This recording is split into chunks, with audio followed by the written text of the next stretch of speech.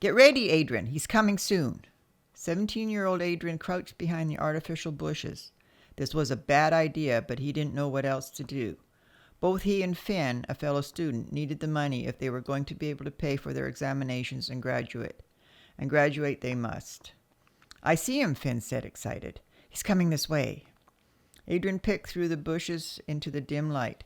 According to Finn, all they had to do was threaten the professor into giving them his money and then run away.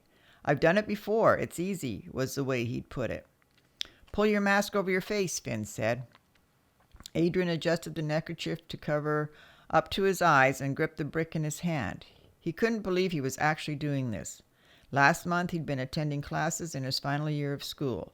He'd been accepted into university to study depository management and would be soon starting work as his exams were over. His life was going as planned, and then his father died. The jobs his parents worked only provided enough money for rent, groceries, and taxes, with a little left over for his schooling. He lived at home and worked in a clothing store to make up the difference. With his father gone, what little money they'd saved went to supporting his mother, and that money included the fee for his final examinations. Without the money, he couldn't write the exams that would provide him a better future. So now he was breaking the law to get what he needed. Now, Finn yelled. Finn jumped out in front of the professor and Adrin behind. They brandished their weapons. Adrian's hands shook so badly he was afraid he would drop his brick. You can give us your money the easy way, Finn said, or we'll knock you out and take it. The choice is yours. The professor raised his hands in the air. Take it easy, he said. My money's in my pocket.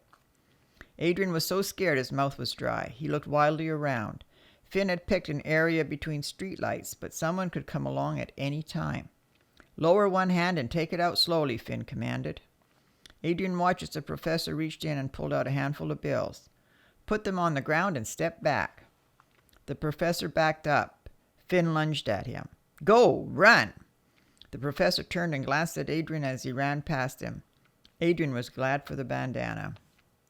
Finn bent and picked up the money. Come on, let's get out of here. Adrin threw his brick into the bush and followed Finn. His stomach clenched in fear as they ran into a crowded area, sidestepping people and dodging around corners.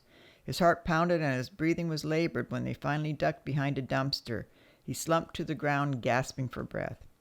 That was incredible, Finn panted. I told you it was easy. I've never been so scared in my life, Adrin wheezed. That's what makes it so excellent. We have some fun and make money at the same time. Adrian's breathing slowed and he sat up against the dumpster. He was still terrified about being caught and just wanted to go home. Let's see it. He held out his hand. Hey, where's your brick? Finn demanded. He jumped up and looked around. I threw it away. You what? He stood over Adrin angrily. I threw it in the bushes. You idiot. You were supposed to bring it with you. Why? You touched it. The police can run tests and trace it back to you through your sweat. Oh, no. Adrin dropped his head in his hands. Didn't you know that's why the doctor swabbed the sweat from every newborn baby? Adrin shook his head. They analyze and store it in case the person commits a crime. Finn held up the brick in his hand. I'm going to smash this into small pieces and throw them away. Adrin looked up. Just because I held the brick doesn't mean I committed a crime with it. They can't prove anything.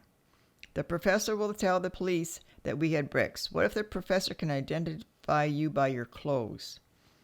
Adrin closed his eyes and groaned. Suddenly Finn jerked him up by the front of his shirt. If you tell the police about me, I'll kill you and your mother, he growled. You hear me? Yes, Adrin managed. Finn flung Adrin back against the dumpster and threw half the money at him. Don't ever speak to me again. Adrin sat for a long time before finally picking it up. A lot of good it will do me now, he thought as he stood. I'm going to the fringe.